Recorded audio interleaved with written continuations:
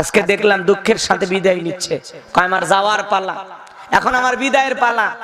এই কথা বলে জাতির উদ্দেশ্যে আজকে ভাষণ দিয়েছেন যে আমি ক্ষমতা ছেড়ে দিলাম, এই 18 মাসে ভুল ত্রুটি যা করছি মাফ করে দেন। মাত্র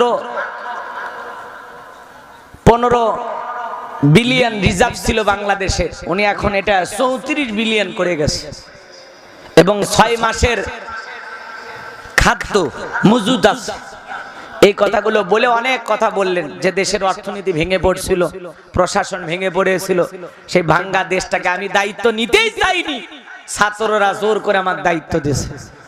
আমি অন্য সরকার এতদিন প্রধান উপদেষ্টার দায়িত্ব পালন করছি, এখন আমার বিদায়ের পালা। এই কথা বলে উনি চলে যাচ্ছেন। অনেকে বলতেছেন যে বাংলাদেশের রাষ্ট্রপতি হিসাবে ইউনূস সরকারকে আমরা চাই, অনেকে বলতেছেন। তা আসলে রাষ্ট্রপতি কে হবে এটা যারা ক্ষমতায় যাচ্ছেন তারা ঠিক করবেন, কথা কয় না কেন? রাষ্ট্রপতি কে হবে অনেকে বলতেছেন মির্জা ফখরুল সাহেব, মির্জা ফখরুল ইসলাম আলমগীর সাহেব, উনি হয়তোবা বাংলাদেশের রাষ্ট্রপতি হবেন। এভাবে অনেক মানুষের নাম আসতেছে। তো ডক্টর ইউনূসকেও অনেকে বলতেছেন যে রাষ্ট্রপতি হিসেবে থেকে যাক।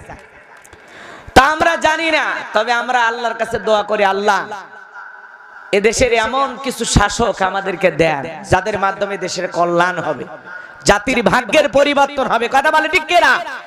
সেই পরিবর্তনের কিছু আভাস আমরা দেখতে পাচ্ছি।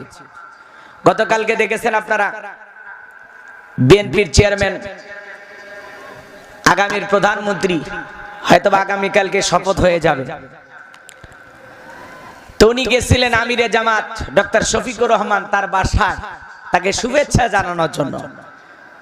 তাহলে একটা বিজয়ী দল আর একটা বিরোধী দলের নেতার বাড়িতে গেছেন শুভেচ্ছা দেওয়ার জন্য, বাংলাদেশের ইতিহাসে এটা নতুন, মারহাবা কোন।